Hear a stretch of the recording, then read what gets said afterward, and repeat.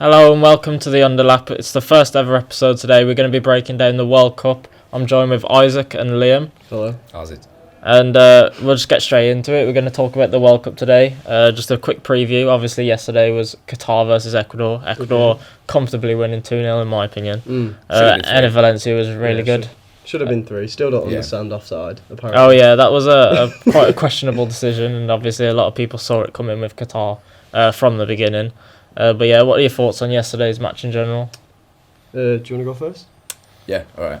I thought it should have been 3, honestly, because I don't know how you can give it offside because the goalkeeper's still keeping Enner Valencia onside when he headers the ball. I know that we don't have a graphic to show now, but it's... Goalkeeper keeps him onside.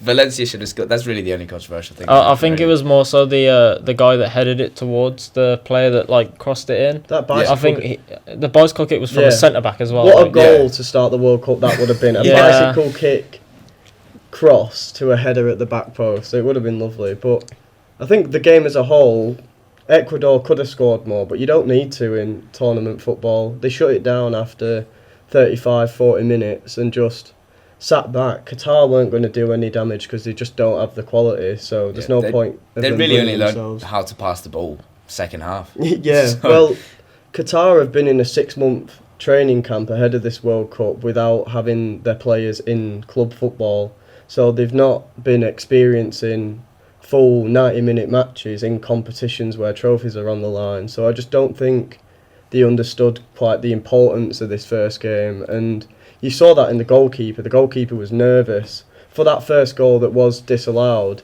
he came out way too early, but had to stay committed to it, and he kept fumbling it, and then it ended up in a goal, which, fortunately for him, was disallowed. So obviously Enner Valencia became Ecuador's all-time top goal scorer in World Cups, and I'm not sure anyone was expecting the start of the tournament that he was going to have, but he looked exceptional yesterday, in my opinion, and it was quite nerve-wracking when he was about to be stretchered off with an injury, so that can't have been great for Ecuador fans to look at. I mean, he turns up at occasions like this. He does the same in the Copa America and the Gold Cup and stuff like that. He's a good striker. He's got links to Everton currently. I think he's got a much more instinctual finish to him than Neil Maupay. I feel like for Everton he'd be pretty good, but in this Ecuador system he typically plays on the left wing, but they switched to a 4-4-2 for this game against Qatar, and he was left completely free. I thought he was really good all game. He was always in space, really.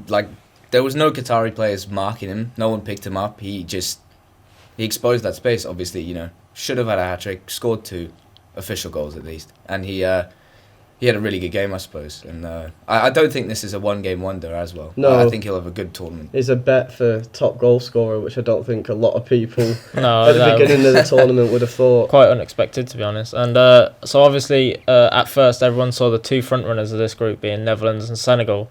But do you reckon that Ecuador potentially have a chance to break into that top 2 and go through to the next round? I thought that Ecuador... I had when I was doing predictions, I had a really tough choice between Ecuador and Senegal second, because obviously Senegal no longer have Mane. But after seeing how Ecuador played yesterday, obviously they're all explosive, and I know it's just Qatar, little old Qatar. But when they come up against the Netherlands, I think they can pull out the same thing. Yeah, I agree, to be fair. Yeah. Ecuador looked really good yesterday, and I'm not quite sure whether that was because Qatar played so badly. But Ecuador looked really organised yesterday. They never really looked in danger of conceding at all, and they looked really comfortable, and they saw the game out how they would have wanted to. I think it's a little bit of both. I think what you saw for 60 minutes of the game, once they'd scored the 2 and sat back, is what you'll see a lot of, and what you typically see from Ecuador is against teams that are a lot better than them, is they'll sit deep and just take and then try and hit on the counter-attack. I think what they're going to use to their advantage this tournament especially, which was evident in the Qatar game, is their set pieces. What usually you do at set pieces is you have all your players running in from one side and you attack the ball. Whereas in Qatar, in the instance against Qatar, they had 2 different sets of players which split the Qatar defence in half on a set piece. And because the free kicks were from quite central areas, you didn't know where the ball was going to go. So once the ball came in, that left runners from both angles to go into the middle and attack the ball, and Qatar players don't know who to mark because there's so much movement from two different directions. Whether they can do that against the players of like Van Dijk, De Vrij, De Ligt, I don't know, but it seems to be their strong point so far. So as this is being recorded today, we have England in about an hour playing against Iran. Come on, England. But by the time this goes out, that game would have already been played and England would have already won. But obviously, we can talk about the squad selection that Gareth Southgate's taken. Some surprising inclusions and some surprising people that haven't gone. So Conor Gallagher, do you believe that he probably should? Maybe based on last season's form, he was like really, really good for Crystal Palace. But I don't think maybe it was good enough for a World Cup. Not so much this year. He hasn't really. Who showed else it do for we Chelsea. have? Ward Prowse is playing for a struggling Southampton team. But he's consistent. Yeah, but he's That's the thing. consistent at hitting free kicks. Gallagher's got dynamism. He crashes the box. He provides a threat going forward as well as he's not solid defensively, but he'll put in a shift. He'll get back. He'll get behind the ball. And if we're pushing full-backs forward in a 3-4-3 formation, Conor Gallagher's like recovery speed is quite valuable.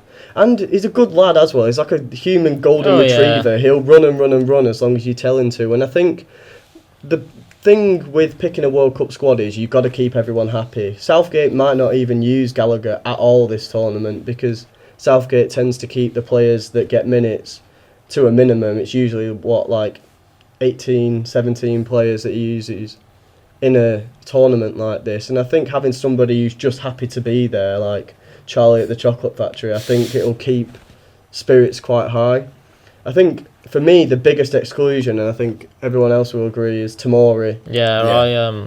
I think Tomori deserved to go, but there's obviously always these theories that Southgate doesn't really take people playing in a foreign league, so maybe Tomori playing for AC Milan would have been the downside for him. Yeah. But in all honesty, I think he's probably England's second best centre back, maybe behind John Stones. What more can he do? He went over to Italy and won Serie A. I mean, yes, his performances against Chelsea in the Champions League weren't the best, and you can argue that being nervous on his return to Stamford Bridge is nothing compared to a World Cup fixture, but he's a good centre-back, he's fast, he's solid. I don't know what else he can do to get into the squad other than move back to Chelsea maybe, but I think that's kind of career suicide. So obviously another Tomori. English player in Italy, Tammy Abraham, he was also not included in the squad as well. Gareth Southgate came out and said that a bad dip in form came at the wrong time for Tammy Abraham. Callum Wilson, who got in ahead of him, probably did deserve it, but did Callum Wilson deserve it over Ivan Toney? Well, no, absolutely not. Did Callum Wilson bet 232 times or whatever it was whilst being a professional footballer? According to Southgate, he said that Tony was ruled out like on football grounds. It was nothing to do with the controversy around him betting. He didn't take him based on footballing ability. Personally, I wouldn't have taken Callum Wilson. I know he's had a really good season this season and last season for Newcastle, and Newcastle have been exceptional. But I feel like his injury record is a bit up and down. Like, he went off with an injury just before the World Cup in the last fixture. And when you've got, like, maybe the 26-man squad is big enough that if you do get an injury, it's fine. But I perhaps would have taken someone who's a bit more, match fit and solid to be able to take his chance when he gets it. I just feel like he offers something different going forward. Bringing another big man like Harry Kane and like Tammy Abraham or even Ivan Toney, although Toney does a lot more off the ball than you might think. But Callum Wilson does that off the ball stuff and he offers that speed.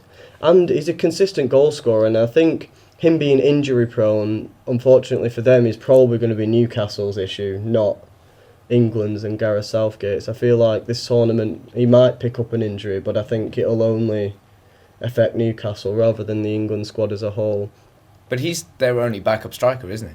Yeah. Because if Harry Kane goes, then there's Callum Wilson. If Callum Wilson goes, there's no one. Well, Marcus Rashford's gone. He could perhaps He play could as a fill striker, in, but he's not a like striker. Sterling Yeah, can he- play through the centre as well, although his Yeah. form for Chelsea hasn't been. you could always, like, if you watch Man City as well, you could always play maybe Phil Foden as like a false nine, but that's Southgate changing his system just in case Yeah. Kane gets injured. But that Yeah. messes with the whole system. Yeah, Because Harry it's Kane's like- a striker. Yeah. Callum Wilson's a striker.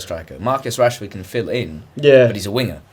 But the Sterling big can talking fill in. point for the squad was James Maddison getting in, and obviously he was taken in the end. Deserved. Yeah, I think he was fully deserved to Yeah. go. He's one of the most informed players He should be in starting. the league at the moment. He should be starting for agree. England, realistically. But do you think that Southgate's taken him to keep the fans happy, or do you reckon Southgate's taken him because he wanted to? he's I the think- only number 10. Sorry. No, sorry, yeah. He's the only number 10 we've got that's comfortable in the middle of the field. I disagree. Foden and Mount. Yeah, I would have said Foden. Foden's a left-sided player that's happy to cut in. Mount's an inside forward. Sterling's an inside forward. Saka's definitely a winger, even a wing back on potentially. We got Mount's- Grealish too. Yeah, Grealish is a left-sided player as well. As much as he wants to be a number 8, he's never going to be. But Maddison's the only number 10 we've got that can play in the middle. He might not play in the 3-4-3 system, but I think if we switch to a 4-2-3-1 at any point, he has to be that middle attacking midfielder. He has to be behind the striker. I just think he's been so vital for Leicester winning games. Yeah. You know, without him, I don't think Leicester would still be on a free fall Mm. without Yeah. him for sure. And I think I disagree with the fact that I think he's the only one that can play in the middle. I do think Grealish can play in the middle. I do think Foden can play in the middle. But I think We have Mount Operating. too. Yeah. Mount as well. Yeah, but I think operating in the middle, James Yeah. Maddison might be the best option. I was just thinking like comfortability there. He Yeah. is. He that's only where plays he, in the that's middle. where he Yeah. thrives. Yeah. That's really where he only plays. To be And honest, and sometimes obviously, on the right, but- there's 11 players on the field, but it's not outrageous to say that Maddison's single-handedly the reason Leicester aren't going to be relegated but- is because of his form. I mean, obviously you've got like It's a big thing, though. Tielemans, Dewsbury Hall, and stuff like that, but he's got the bulk of the goals, bulk of the assists, Exactly, and yeah. his spirit is lifting up the rest of the team, and that's probably what he'll do for England, which is why Southgate's picking these players. Is yes, it's for the fans, but if the fans are happy, the players are going to want to play for the fans. That makes the players happy, which makes the managers happy, which hopefully means we win the World Cup. But Maddison's injured right now, isn't he? Yeah. Apparently he's not going to make the first game. No. Like that's a Okay. definite. Yeah, he won't play today then. No, but he should be available for the games after today. But someone that I had as a surprise pick in my draw up as the squad, I perhaps put Eze from Crystal Palace in there. Do you reckon he should have got in there over Conor Gallagher?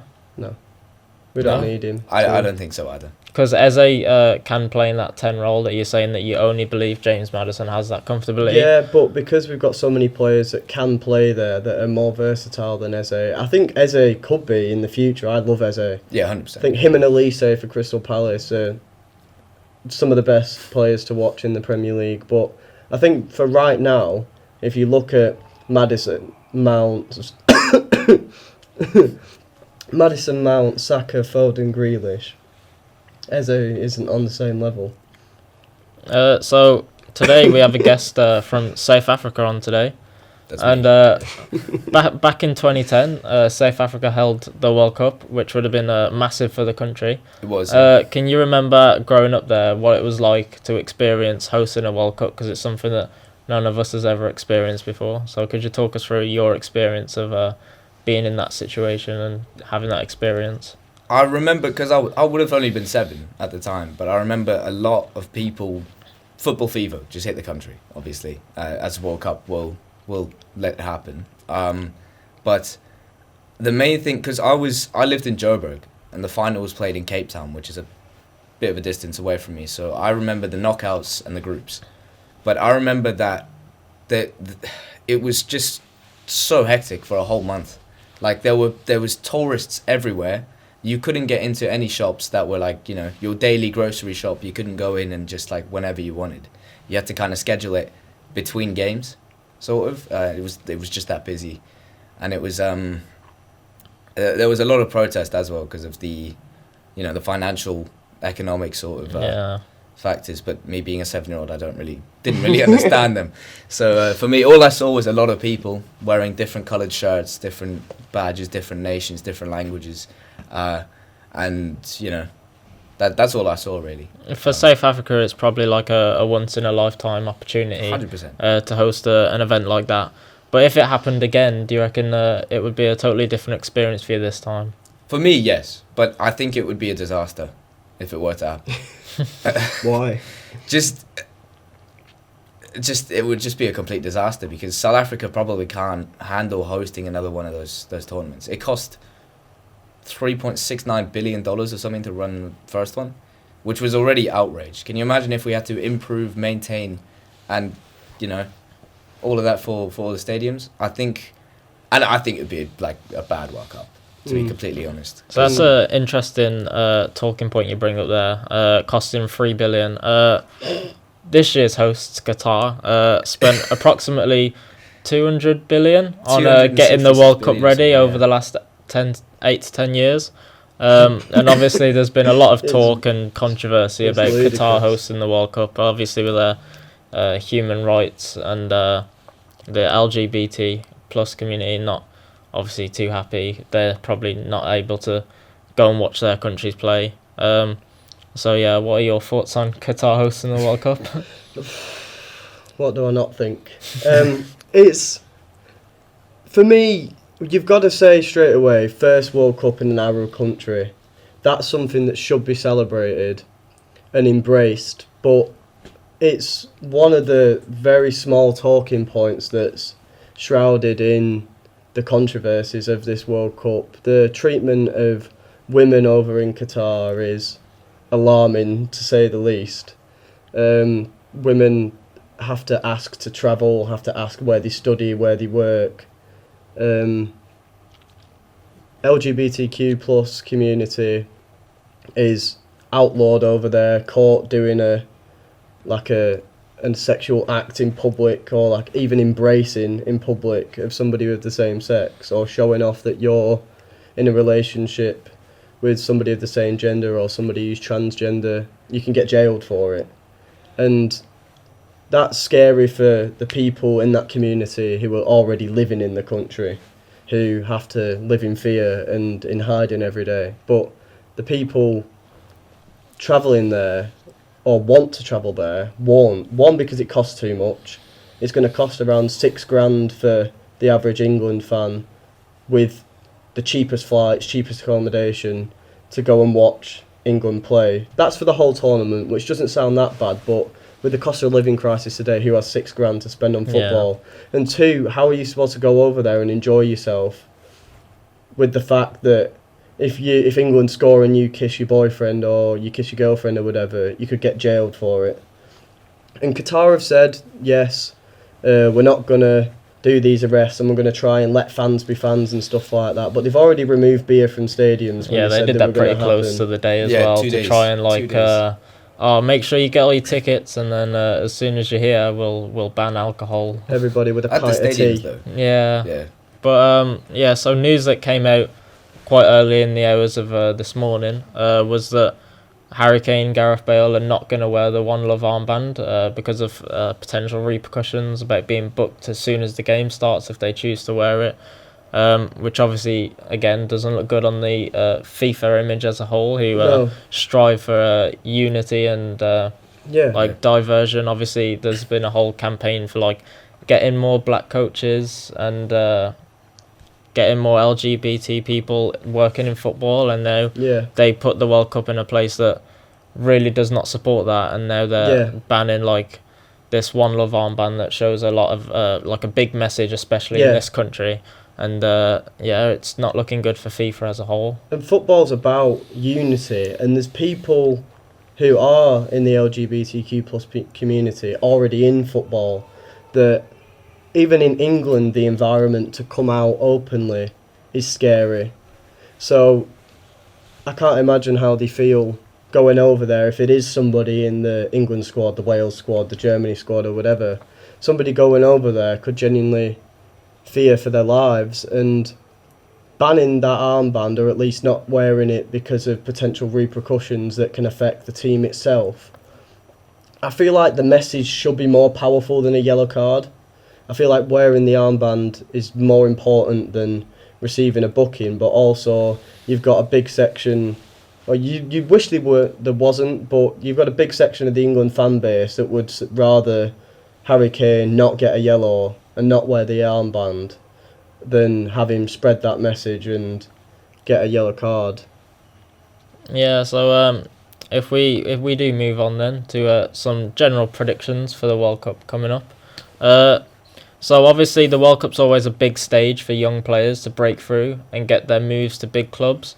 Is there anyone in your mind or on your radar that you think could be that player this year?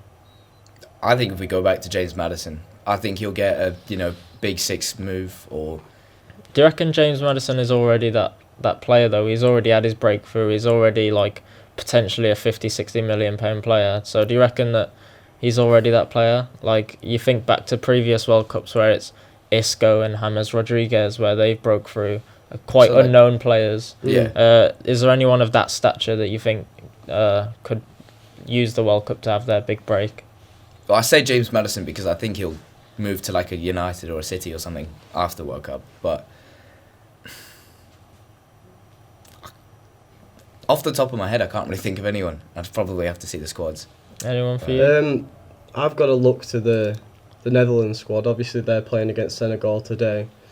I think the obvious shout is Cody Gakpo. I think That's who I had in my head. Immense this season for PSV. But I think his rival, he manages to make everyone his rival, but Noah Lang is somebody to look out for. Obviously, big statements over in Belgium saying if he was to leave the Belgium league, they'd have nothing. They wish they had another Noah Lang that is the best player in the world. It's like a Dutch Zlatan. But this is a big chance for him to prove himself. And if he really is the best player and Belgian football's going to miss him and all that, this is the time to do it. I think obviously you've got the obvious ones of Pedri and Gavi. Can they prove that they are as good as they say they are? Is Gavi the real golden boy? Or is Bellingham, should have he got it, will he step up? Because he's probably going to start for England and You'd hope so, and but like that two in midfield, if it is a 3-4-3, it's Rice and Bellingham. If it is a three in midfield, then it's perhaps Bellingham, Rice, and Mount Foden maybe in that middle with them. So you'd hope that Bellingham starts each game. But yeah, someone in my head. So he's already probably got a high stature in the game, but Rafael Leao, absolutely killing it in Serie A. But because of the league he plays in, Serie A doesn't really have that spotlight on it that some leagues do. And I think he's incredible, and he can definitely use the World Cup playing for Portugal to really show that, because obviously Portugal have some incredible players, but they'll have the big talking point will be Ronaldo, obviously. Not just for what's happened with Man United over the last few weeks, but it's his last World Cup. But I really think that Rafael Leao will probably be one of their best players in the World Cup if they were to do well. And I think that he's potentially like a triple figure £100 million player, and if he is to get like a big move to like a Barcelona, Real Madrid, Man City, Man United, then I really think that the World Cup will be his moment if he can really like pull it through and have a great tournament. Yeah. As an outside shout, I've got Enzo Fernandez for Argentina. I think if you look at Argentina's midfield, they don't have that many solid defensive midfielders or central midfielders, and I think Enzo Fernandez will probably have a starting position. I think he's 20 years old, just moved to Benfica. I feel like this, same as on an even smaller scale than Leao, but although it's on BT, people don't really watch the Portuguese league. So I think him in this tournament has got something to prove as well. Or not something to prove, but just show his worth, show his class. Because I feel like in a midfield that's not very... There's no standout player in that Argentina midfield. So I feel like he could make himself that standout player if he was to play well. And I think playing with Messi as well, there's a lot on that team's shoulders to win this tournament for Messi. And I feel like he'll get a lot of accolades for his efforts in doing that too, and being in... Even if he just makes the final, I feel like a young midfielder like that, is so important in the game of football now, but also in this tournament specifically, because you need the energy. You need to be able to play game after game after game in a short period of time, and I think he's got that. So obviously, everyone's got their opinions on outsider shouts to go far in the tournament. We've had Serbia, Uruguay, maybe even Netherlands, who aren't really like that team anymore. Do you have any suggestions on who you think could go far that's not really been talked about? I really want Senegal to go far. See, I had Senegal, but now Sadio Mane is probably not going to play. Yeah, that's a killer. It looks really like they've dropped down the ranks now in terms of like, will they even get into the next round with Ecuador playing as well as they did yesterday? Yeah, look, I think obviously Sadio Mane being out is, Senegal's star player, but it's not like they don't have quality up front. They can still score goals, and they've still got that rock solid defense. They've got Diallo, they've got Koulibaly, and they got Edouard Mendy. Despite his former Chelsea, he's still a quality goalkeeper. And it's it will be interesting to see. Really, it's hard to predict these things, and it's hard to say what's going to happen, obviously. But I really want Senegal to go far. Just fellow African nation. Personally, I think in terms of the African countries, I think Ghana have a really decent chance of doing well. Like they've got a couple of good players. Mohamed Kudus is one of the ones that I pointed out because obviously he plays for Ajax in Netherlands, and he looks like a really really good player, and he's very versatile. Can play basically anywhere in the middle apart from at the back. He's very dynamic too. He's and strong. He looks like that player that he could be one of those players that has that breakthrough tournament. Yeah. Like he's not that known, but he could really have like a good tournament here for Ghana. Be their star player. Yeah. If he can take Ghana to round of 16, then he could really have like a big break. For Ghana as a whole, it's whether they can shake off what happened at AFCON. They were publicly slammed by is it the president of Ghana or the leader of Ghana as a country publicly slammed them and said this wasn't good enough. So they've got a point to prove to him especially and to their whole country, but will that pressure break them? Potentially, but I feel like they've got the quality and that motivation to do quite well. Weird one, obviously it's quite expected. They won the last World Cup, but everybody thinks, last World Cup winner, they're going to get group stage. France are going far. France have a really good squad, but at the same time, like, it's got a lot thinner, so they've not got Pogba, not got Kante, so obviously they've got Tchouaméni and Camavinga, but they're really young, not really that tournament experience. Yeah, they haven't really got any like. Obviously, news coming out in the last few days that Benzema's going to miss the World Cup as a whole. He's not going to play. And Nkunku as well. So they haven't really got that player that's going to take lead and like lead the dressing room. Like I don't see Varane as that type of player, and there's not really many like.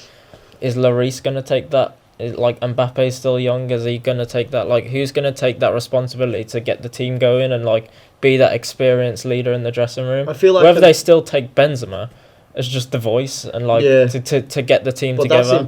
That's still important. There's a reason managers bring these aging players that might not play the game because they've been there and they know what to do.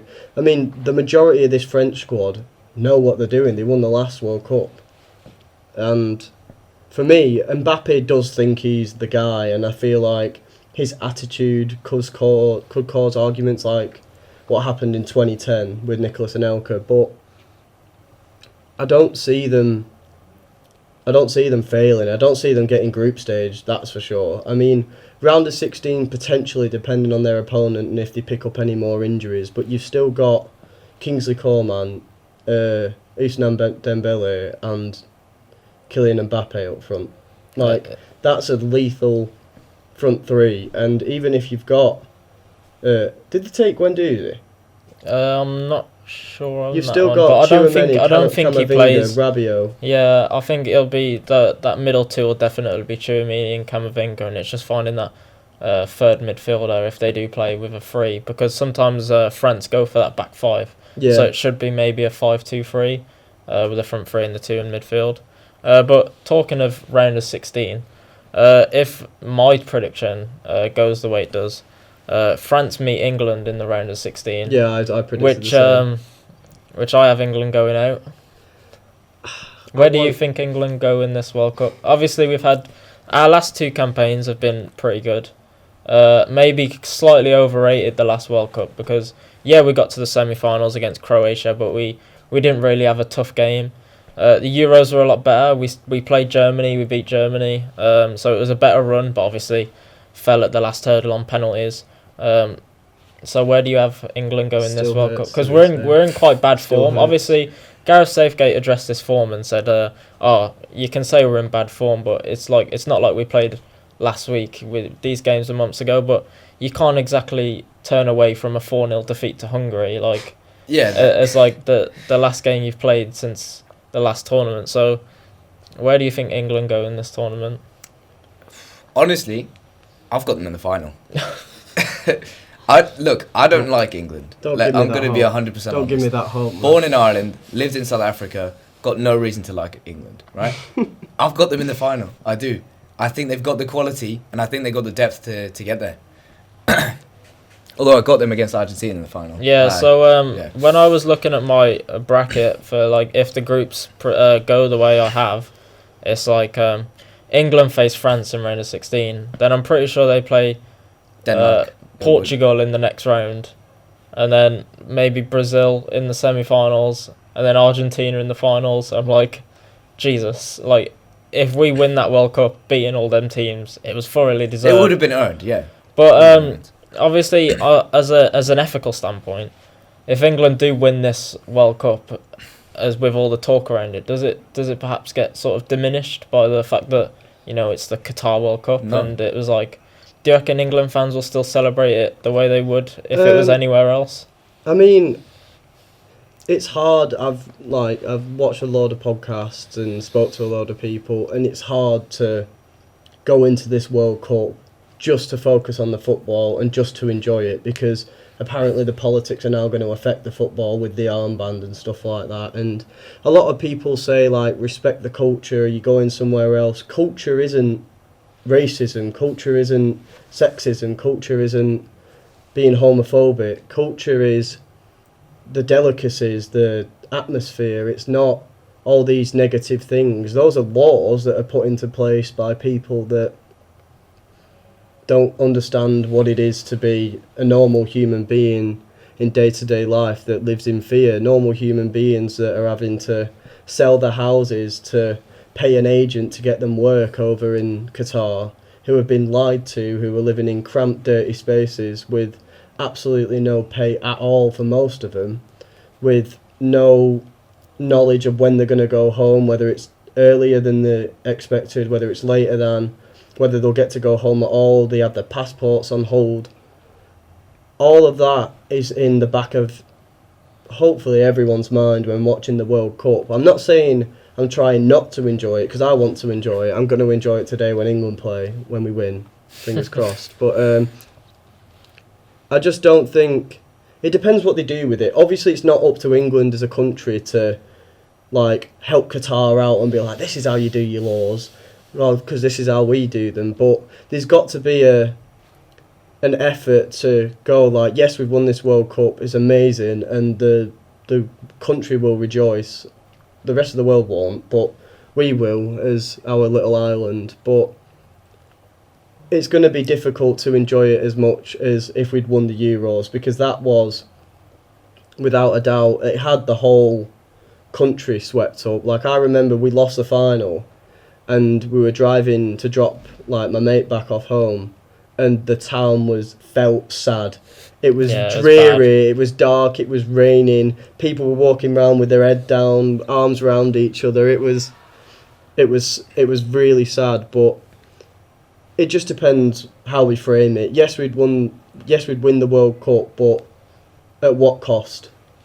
I don't think it would change, to be honest. I think historically, as years go on, we won't forget about the human rights, violations and all that. Do you reckon they'll forget about where the World Cup was held? They'll try and push the fact that it'll be more about... so it'll be more so the fact that we'll remember this World Cup as England won the World Cup Yeah. and not remember the World Cup as Qatar hosted the World Cup. Yeah, 100%. That I think England fans will remember that, and I think that's how the story will be told for generations to come.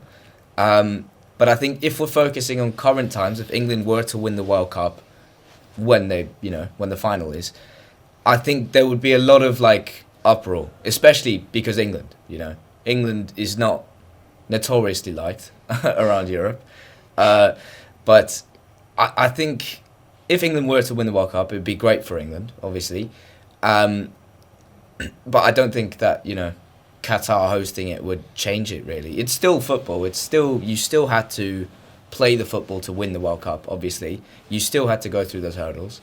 So I think just because Qatar hosted it doesn't historically change the fact that England won it. You know what I mean? No, but it changes the atmosphere around the win. At least it's just a bad feeling in the stomach, isn't it? It's like you feel guilty by association at this World Cup. But the only thing I'll say is, because of football, because of Qatar hosting the World Cup, are we even talking about these issues? That's why the reforms were made on workers' rights in Qatar. That's why they're at least discussing the laws on women's rights and LGBTQ treatment. The reason they're doing all that is because of football, and that in itself is a positive, but it needs to happen quicker. So if we finally move on to the just final predictions, if I start us off, perhaps I'm living in a bit of a dreamland, but I've got an Argentina-Portugal final, the final movie of Ronaldo versus Messi in their last World Cup. That would be amazing. I think the world would stop still for that 90 minutes, and it would perhaps go down as, even if it was a 0-0, it perhaps go down as the greatest game of football ever played. Well, someone has to win it if it's a final. But so I have Argentina tipping Portugal in the final. If we start with what you have obviously have England in the final. Yeah, I've got England versus Argentina, and I think England have no chance. Oh yeah, no chance against Argentina. What do you reckon happens? I have Argentina versus Brazil. Oh, I don't think Portugal beat Brazil. That's interesting because in my bracket I have Argentina to play Brazil in the semi-finals. So I didn't know it was possible for them to play in the final, but perhaps it is. But I think I have Argentina beating Brazil in the semi-finals. Yeah, and so then do I. Yeah. Sure, I have Portugal beating France in the semi-final, and then they meet for this then Argentina, France then, but Argentina win, I think. So everyone has Argentina. I think so, yeah. You want Argentina to win, especially if you're a fan of Messi. Yeah, I'm that 99% want England to win the World Cup, and then that 1% of me is like, Lionel Messi needs this. Well, he doesn't need it. I still think he goes down as the greatest ever to do it. Yeah, without the World Cup. But this just staples it. But this just like solidifies it. All those Ronaldo, he's the GOAT. I think it gives it to them to say, yeah, Messi had the World Cup on his last stage, and because what a difference in year it would be. Ronaldo slandering the club that pays him hundreds of thousands a week because the manager benched him because he threw a fit. Contract terminated as well. Happens within the same 6-week period as Messi hoisting the World Cup trophy above his head. Yeah, it'd be a really like super high versus super low. Joker arc. Yeah. But that's all for this week. Please come again. Join me on the show again. It's been great, first episode. Tune in next time. We'll be doing a review of the game that we're about to watch and a preview of England's next game against, is USA the next one? Yeah, on Friday night. Yeah, so join us next time, and I'll see you later.